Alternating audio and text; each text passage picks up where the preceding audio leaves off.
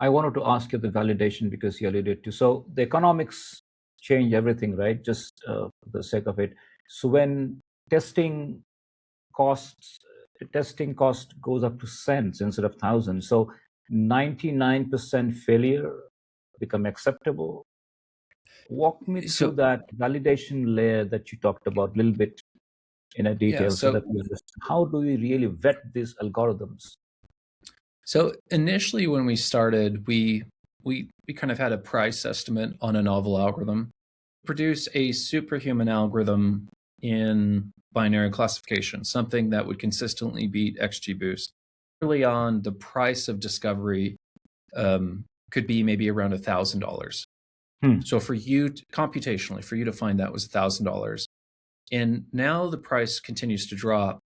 Where it's dropping so low, I like to say the price is essentially zero. Like Hmm. it's dollars. It's falling to zero. But for other algorithm categories like general relativity, the price will remain unreasonably high, not for the idea, but for the validation. So, so even if you and I were physicists, I don't think it wouldn't be very difficult for me to show physicists some equations that seem profound. They have justification, but validating them, and that's also an issue with things like string theory and other alternatives. Validating them is not, it's almost not even feasible Yeah. on our timeline today. We think we can validate them in the future. So general relativity, when it was discovered, Einstein was unable to validate it when he was alive. We had to witness certain events in astronomy later to validate these ideas, and so um, that is your bottleneck. Your bottleneck is in the validation layer. So if the validation layer is straightforward, then I would say the cost of innovation is measured in dollars. It's not thousands of dollars. Or think of the human alternative. So if you task me, the human, to invent a significant breakthrough, to invent the next transformer, that's really expensive. How many humans do you need? How long is it going to take? But these systems being autonomous, it changes that. It changes the cost structure. You talked about some agents used to take some consensus. So if you're using agents, so you're using AI to validate AI. It's very different paradigm. So which means the multiple models voting on whether one algorithm is worth testing. How do you So, know they are not just so, sharing the same blind spots? so when you do algorithm verification, it's being validated on outcomes and performance. So they're being trained on real data sets. They're being benchmarked on blind holdouts. Hmm. If you are validating something like a general relativity alternative, then you are stuck in that trap where it's just AI grading the outcome based on some rubric. It's not. So the first one is hard math. The Hmm. first one, even the data science community has to agree that these benchmarks are real. They're coming from real data. It's not some LLM's opinion. The second one is gray. An LLM is having an opinion. You don't Hmm. have hard validation.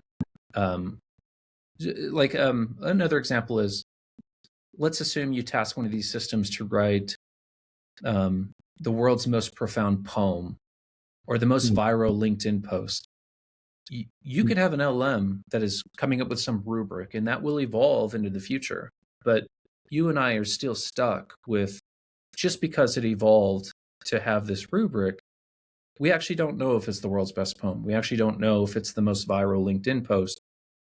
But we do think it's a better than random idea, because the LM having some type of a rubric, especially how smart they are now.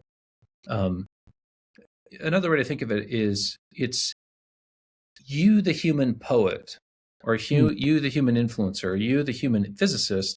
We're trying to get a list of short ideas in front of you that you will react to. So without these systems, you're left to your own mind. But with these systems, that might inspire you to react. So I still see value in both approaches, but that's how I would split it. Half of these are hard validation. Like, think of creating a stock trading, because we could also do trading pipelines.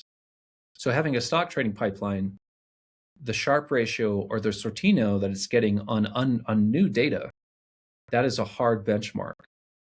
And the systems can react to that benchmark. So it's kind of fun. You have this gray validation, and then you have hard validation. A lot of algorithms have hard validation. So it's that protects us from the LLM opinion.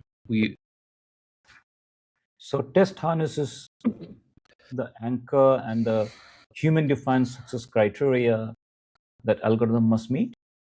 Yes, and this can get more complicated. So I'll give you an example where this goes wrong. So if we are inventing an LLM alternative, and let's say the fitness criteria is loss. You want the validation loss to be low.